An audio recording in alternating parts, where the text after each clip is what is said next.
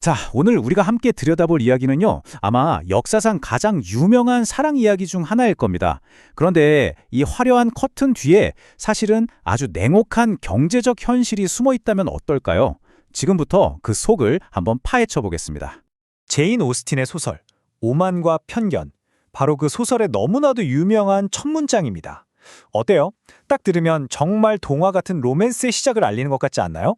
그런데 말이죠. 만약 이 문장이 사실은 사랑 이야기가 아니라 아주 절박한 생존에 관한 이야기의 서막이라면 어떨까요?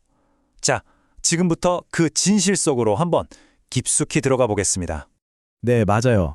지난 200년이 넘는 시간 동안 오만과 편견은 뭐랄까 모든 신분 차이를 극복하는 그런 위대한 사랑 이야기? 그러니까 현대 로맨스 소설의 교과서처럼 여겨져 왔죠. 하지만 소설을 자세히 들여다보면요, 이 보편적 진리라는 게 사실은 좀 다른 의미입니다. 부유한 신사가 동네에 딱 나타나잖아요. 그럼 주변 엄마들이 저 남자는 우리 딸들 중 한 명이 차지해야 할 재산이야, 이렇게 생각했다는 거예요. 그러니까 당시 사람들의 아주 노골적인 속내를 꼬집은 거죠. 바로 이 지점에서 제인 오스틴은 당시 19세기에 결혼 시장이라는 아주 냉정한 현실을 우리 앞에 탁 던져놓습니다. 여성의 미래가 말이죠. 사랑하는 사람이 누구냐가 아니라 어떤 남자랑 결혼이라는 계약을 하느냐에 달려 있었다는 겁니다. 자, 그럼 구체적으로 숫자를 한번 볼까요? 그래야 확 와닿으니까요. 우리 남자 주인공 다하시 씨, 이 사람의 연간 수입이 무려 1만 파운드였어요. 이게 지금 돈으로 따지면 수십억 원에 달하는 정말 상상도 안 되는 어마어마한 돈입니다. 그런데 그에 비해서 당시 미혼 여성이 가질 수 있었던 제일 괜찮다는 직업, 바로 가정교사의 연봉은 얼마였을까요? 고작 25파운드였습니다. 1만 파운드 대 25파운드. 이 엄청난 차이, 정말 모든 걸 말해주지 않나요? 자, 이 그래프를 한번 보세요. 격차가 정말 한눈에 들어오죠. 다시의 수입은요, 엘리자베스네 가족 전체 수입을 그냥 가볍게 뛰어넘는 건 물론이고요. 엘리자베스가 평생 상속받을 돈이 고작 40파운드인데 이건 뭐 비교 자체가 의미가 없죠. 상황이 이렇다 보니까 당시 여성들에게 결혼은 그냥 선택의 문제가 아니라 그야말로 인생을 통째로 거는 투자, 아니 생존 전력이었던 겁니다. 아니 근데 왜 이렇게까지 결혼에 목을 매야 했을까요? 그 이유가 사실은 당시의 법 그리고 사회구조 자체에 아주 깊숙이 박혀 있었습니다. 자, 그 냉혹했던 게임의 법칙이 뭔지 한번 들여다보죠. 베넷 가문의 운명을 아주 그냥 옴짝달싹 못하게 옥죄고 있었던 가장 큰 문제, 그건 바로 한정상속이라는 법적인 족쇄 때문이었습니다. 이 법이 뭘 의미하냐면요, 아버지가 돌아가시는 순간 베넷 부인과 딸 다섯은 살던 집에서 쫓겨나서 말 그대로 길바닥에 나앉게 된다는 뜻이었어요. 하루아침에 모든 걸 잃고 빈털터리가 되는 거죠. 베넷 부인이 왜 그렇게 딸들 결혼에 목숨을 걸었는지, 그 절박함이 이제 좀 이해가 되시죠? 아니 어떻게 이렇게까지 냉정한 현실을 이토록 생생하게 그려낼 수 있었을까요? 그 비밀은 바로 작가 제인 오스틴 자신의 삶 속에 숨어 있습니다. 제인 오스틴 그녀 자신도 평생 결혼하지 않았습니다. 돈 많은 남자의 청혼을 거절하고 작가의 길을 선택했거든요. 하지만 그 대가로 평생 오빠들의 경제적 지원을 기대해 살아야 했죠. 바로 이런 자신의 경험이 있었기에 그녀의 글이 그 누구도 따라할 수 없는 날카로움을 가질 수 있었던 겁니다. 실제로 그녀가 쓴 편지를 보면요, 돈 걱정 때문에 제정신으로 글을 쓸 수가 없다고 토로할 정도였어요. 이렇게 직접 겪은 생생한 불안감이 그녀의 모든 소설, 그리고 그 인물들의 선택 하나하나에 깊숙이 스며들어 있는 거죠. 자, 바로 이 지점이 중요합니다. 제인 오스틴의 소설이 왜 지금까지도 위대한 걸작으로 평가받을까요? 그건 단순히 예쁜 사랑 이야기라서가 아닙니다. 바로 그 시대의 불편한 진실을 외면하지 않고 정면으로 파고들었기 때문이죠. 그녀의 이런 솔직함에 대한 평가는 정말 극과 극으로 갈렸습니다. 한쪽에서는 영국의 셰익스피어다 라면서 극찬을 했지만, 다른 한쪽에서는 예를 들어 마크 트웨인 같은 작가는 시시콜콜한 여자들 얘기나 쓴다면서 아주 격렬하게 비난하기도 했으니까요. 자, 그렇다면 이 이야기가 200년이 지난 오늘 우리에게 왜 그렇게 중요할까요? 그건 이 소설이 사회를 움직이는 거대한 돈의 힘과 그럼에도 불구하고 사랑을 꿈꾸는 개인의 마음 사이에 그 팽팽한 긴장감을 정말 완벽하게 담아냈기 때문입니다. 그리고 결론이라는 게 단순한 거래에서 진정한 사랑의 결실로 바뀌어가는 그 역사적인 순간을 우리 눈앞에 생생하게 펼쳐 보여주기 때문이죠. 결국 이 소설은 우리에게 아주 묵직한 질문 하나를 던집니다. 경제적으로 점점 더 힘들어지는 지금, 우리 시대에 말이죠. 과연 결혼은 다시 거래가 되어가고 있는 건 아닐까요? 돈과 안정, 그리고 사랑에 대한 제인 오스틴의 이 200년 묵은 질문이 이상하게도 바로 오늘 우리의 이야기처럼 들리지 않으세요?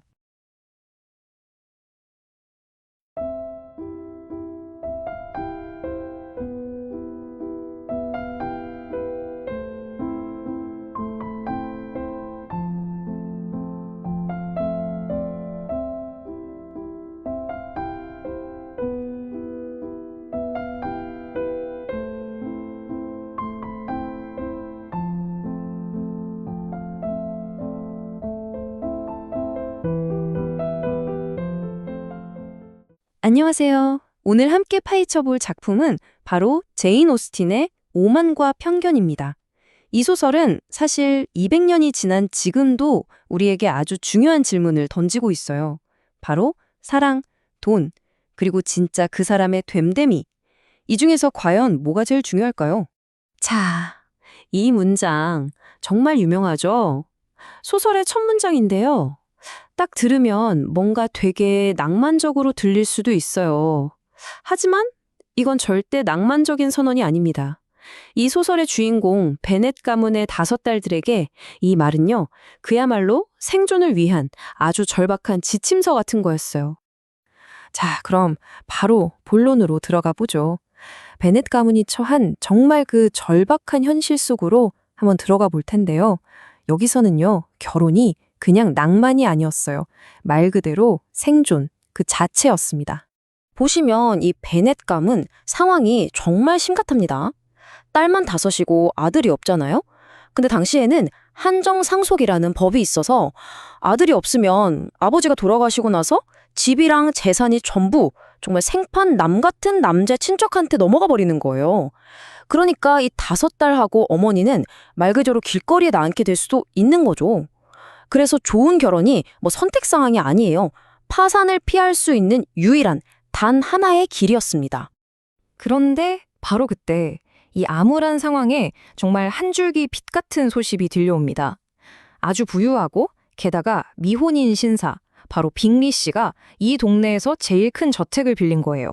와, 이 소식 하나에 조용했던 마을 전체가 뭐랄까 완전 중매 전쟁터로 돌변해버립니다. 자, 여기서 진짜 중요한 건 바로 이 숫자예요. 5,000파운드.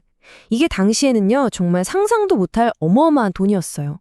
연수입이 이 정도라니, 그러니까 빈미 씨는 그야말로 결혼 시장에 나온 최고의 신랑감이었던 거죠. 자, 이제 무대를 옮겨서 모든 사건이 시작되는 곳이죠. 동네 무도회로 한번 가보겠습니다. 바로 여기서 딱 한마디 말이 이 소설 전체를 관통하는 오만과 편견의 불씨를 제대로 당기게 됩니다. 빅리 씨가 친구를 한 명 데려오는데 이 친구는 돈이 훨씬 더 많아요. 바로 다하시 씨입니다. 근데 정말 지독하게 오만하죠. 그리고 이 사람이 모두가 다 듣는 자리에서 이 소설의 주인공이죠. 재치 넘치는 엘리자베스 베넷을 향해 뭐라고 하냐면 내 파트너가 되기엔 평범하다라는 식으로 모욕을 저버려요. 와, 이 말 한마디에 엘리자베스의 마음속에는 다하시에 대한 정말 지울 수 없는 편견이 딱 하고 새겨져 버립니다. 엘리자베스가 다시를 안 좋게 보는 이 마음에 기름을 붓는 사람이 나타납니다. 바로 아주 매력적인 군인 위컴이죠. 이 위컴이 엘리자베스한테 접근해서는 다시가 자기 인생을 망쳤다, 유산을 가로챘다는 식으로 엄청나게 비극적인 이야기를 늘어나요. 이걸 들은 엘리자베스는 완전히 넘어가죠. 아, 다시는 진짜 나쁜 놈이구나. 이렇게 다시는 그녀의 마음속에서 완벽한 악당으로 자리 잡게 됩니다. 자, 이렇게 갈등이 쌓여가다가 이야기는 정말 누구도 예상하지 못한 방향으로 흘러가요. 다하시가 진짜 상상도 못할 행동을 하면서 이야기의 첫 번째 클라이맥스로 치닫게 됩니다.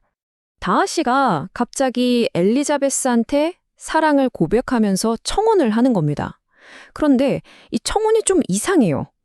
당신을 정말 사랑한다고 말하면서 동시에 솔직히 당신 집안 신분도 낮고 가족들 행동도 교양 없어서 정말 고민 많이 했다는 말을 줄줄이 늘어놓는 거죠. 이게 뭡니까? 칭찬인지 모욕인지 정말 역사상 최악의 청혼이라고 할 수 있겠죠. 엘리자베스가 이걸 듣고 가만히 있겠어요? 당연히 분노가 폭발하죠. 그리고 청혼을 거절하면서 그동안 쌓였던 걸 다 쏟아냅니다. 당신이 위컴 씨 인생을 망가뜨렸고 우리 언니 제인의 행복을 짓밟았고 하면서 그의 오만함 때문에 벌어진 모든 일들을 조목조목 따지면서 쏘아붙입니다. 그렇게 최악의 청혼이 끝나고 바로 다음 날 아침이에요. 다하씨가 엘리자베스에게 편지 한 통을 건넵니다. 그리고 이 편지 한 통이 그녀가 믿고 있던 모든 것을 그야말로 뿌리채 뒤흔들어 놓습니다. 편지를 읽은 엘리자베스는 정말 머리를 한 대 맞은 듯한 충격에 빠지죠. 그리고 스스로에게 아주 뼈아픈 질문을 던지게 됩니다. 나는 내 판단력을 믿었는데? 만약에 내가 지금까지 본 모든 것이 다 틀렸던 거라면 어떡하지? 편지에는 이렇게 쓰여 있었어요. 첫째, 언니 제인과 빅리 씨를 갈라놓은 건 맞다. 인정한다. 하지만 그 이유는 달랐어요. 제인의 감정이 진심이 아니라고 오해했고 무엇보다 베넷 가족의 좀 품위 없는 행동들을 보면서 내 친구를 저 불행한 결혼에서 구해줘야겠다고 생각했다는 거죠. 그리고 두 번째 진실은 정말 훨씬 더 충격적입니다. 모두가 불쌍하다고 동정했던 그 위컴, 그 사람이 사실은 진짜 악당이었던 거예요. 거짓말쟁이에다 도박꾼이었고 심지어 돈 때문에 다시의 15살짜리 어린 여동생을 꼬드겨서 도망치려고까지 했던 그런 파렴치한 인간이었던 거죠. 바로 이 순간 엘리자베스는 이런 독백을 하죠. 이 순간까지 나는 나 자신을 전혀 몰랐구나. 정말 뼈아픈 깨달음의 순간입니다. 자기가 그토록 확신했던 편견이 사실은 교묘한 거짓말 위에 서 있었다는 걸. 그리고 그렇게나 미워했던 다시의 오만 뒤에는 자기가 전혀 몰랐던 진실이 숨어 있었다는 걸 알게 된 거죠. 자, 이제 엘리자베스의 내면이 이렇게 흔들리고 있는 와중에 외부에서 정말 엄청난 사건이 터집니다. 한 명의 문제가 아니라 집안 전체를 나락으로 떨어뜨릴 뻔한 최악의 스캔들이죠. 바로 베넷 가문의 철부지 막내딸 16살 리디아가 하필이면 그 악당 위컴이랑 야반도주를 해버린 겁니다. 이게 그냥 단순한 가출이 아니에요. 이 시대에 결혼도 안 하고 남녀가 같이 도망친다는 건 그 개인은 물론이고 온 가족의 명예를 그냥 땅에다 내팽개치는 거나 마찬가지였어요. 한마디로 사회적인 사형 선고나 다름없었죠. 온 가족이 절망에 빠져 있는데 이 절체절명의 위기 속에서 정말 아무도 예상 못한 구론자가 등장합니다. 바로 다시였어요. 그는 엘리자베스에게 알리지도 않고 몰래 런던으로 가서 이 두 사람을 찾아내요. 그리고 자기 돈으로 위컴의 어마어마한 도박빚을 다 갚아주고 둘을 결혼시켜서 베넷 가문이 망신당하는 걸 막아줍니다. 이 모든 걸 오직 엘리자베스를 위해서 아무도 모르게 한 거죠. 자, 이제 모든 진실이 밝혀졌습니다. 말뿐이 아니라 행동으로 그 사람의 진짜 됨됨이가 증명됐죠. 그러면서 마침내 두 사람에게 두 번째 기회를 위한 길이 활짝 열리게 됩니다. 모든 오해가 풀리고 나서 다시가 다시 엘리자베스를 찾아와 청혼합니다. 하지만 이번엔 완전히 달랐어요. 첫 번째 청혼 때의 그 오만함은 온데간데 없고 아주 겸손한 태도로 진실한 사랑을 고백하죠. 자신의 편견이 얼마나 어리석었는지 깨달은 엘리자베스도 이제는 감사와 존경의 마음으로 그의 청혼을 기쁘게 받아들입니다. 그렇다면 이 고전이 200년이 넘도록 사랑받으면서 우리에게 던지는 메시지는 뭘까요? 바로 이겁니다. 좋은 사람이란, 좋은 배우자란 번지르르한 말이나 멋진 첫인상으로 알 수 있는 게 아니라는 거죠. 그 사람의 진짜 모습, 진짜 인격은 평온할 때가 아니라 가장 힘들고 어려운 위기 상황에서 비로소 드러난다는 겁니다. 그래서 이 이야기는 200년 전 이야기가 아니라 바로 오늘을 사는 우리에게 질문을 던집니다. 여러분의 삶에 정말 큰 위기가 닥쳤을 때 여러분은 어떤 사람이 되나요? 그리고 더 중요하게는 바로 그 순간 여러분 곁에는 과연 누가 남아 있습니까?